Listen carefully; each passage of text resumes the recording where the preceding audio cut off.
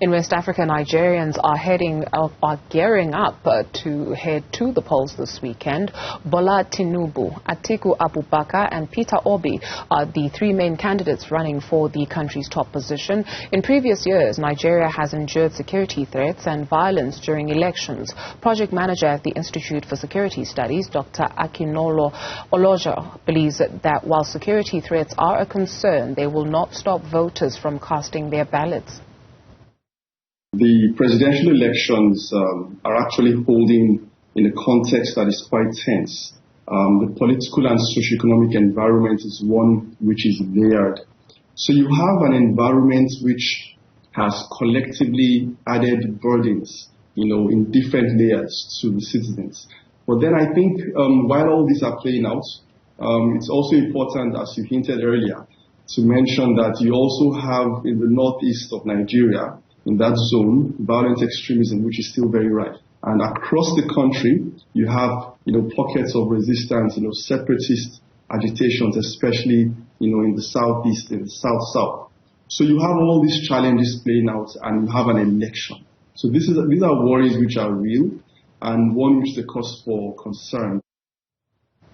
According to Olojo, young people will play a huge role in the upcoming elections. The youth demographic is quite strong. Over the years, we've seen a build-up of awareness. So this particular electoral cycle sort of reflects heightened awareness among many young people who are now eligible to vote. Well, we've seen a build-up of their presence on social media platforms. So I think the youth demographic is one which will definitely play a role. Most people have gotten their voters' cards. We have actually an increase since 2019 of those who are registered voters. And that means that there's likely to be a turn-up or higher turn-up actually of voters on election day in spite of the challenges. Well, with inflation at double-digit figures, let's take a look at the economic makeup of Nigeria now. We are joined for that conversation by Terver Theophilus Kumeka, lecturer at the Department of Economics at Dominican University in Abadan. He joins us from Abadan in Nigeria. Thank you very much for availing yourself this afternoon. So with a cash shortage because of that changing from the old notes to the new ones, how would you characterize Nigeria's economic makeup?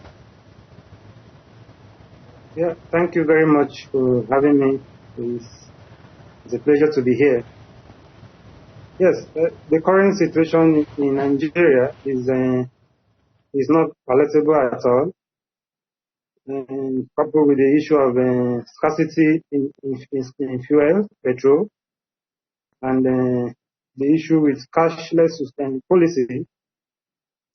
The economy is already facing serious issues in terms of poverty. The poverty level is very high.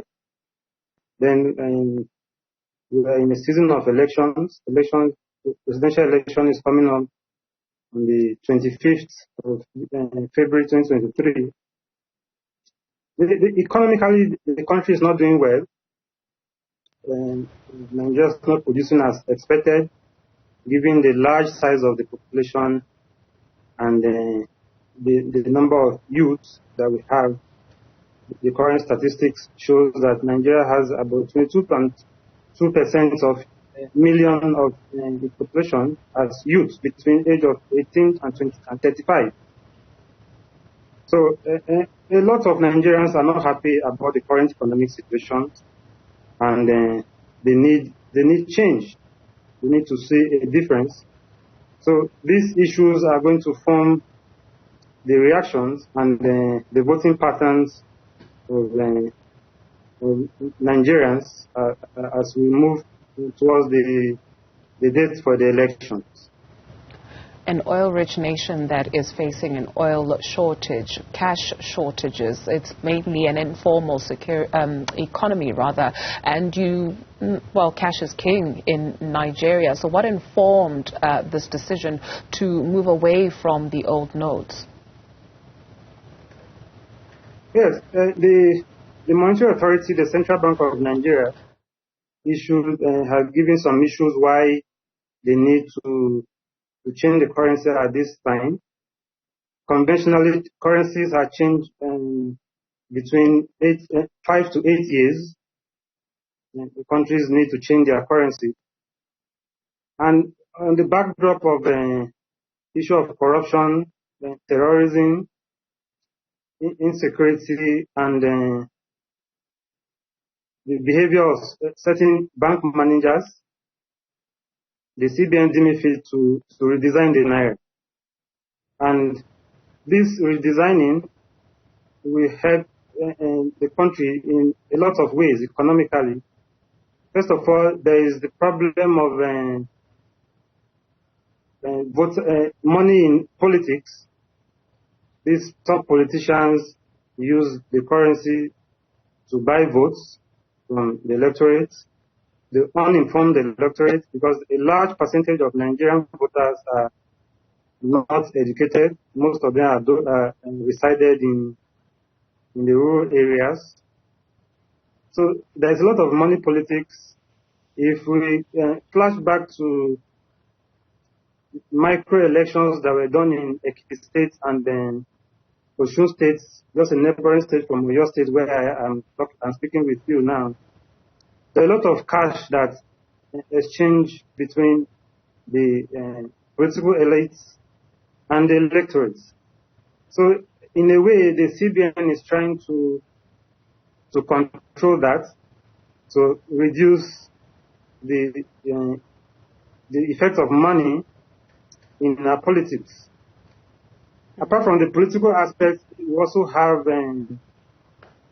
the financial aspect too. This cashless policy and the reduction in money in circulation by mopping up what is outside the formal financial sector,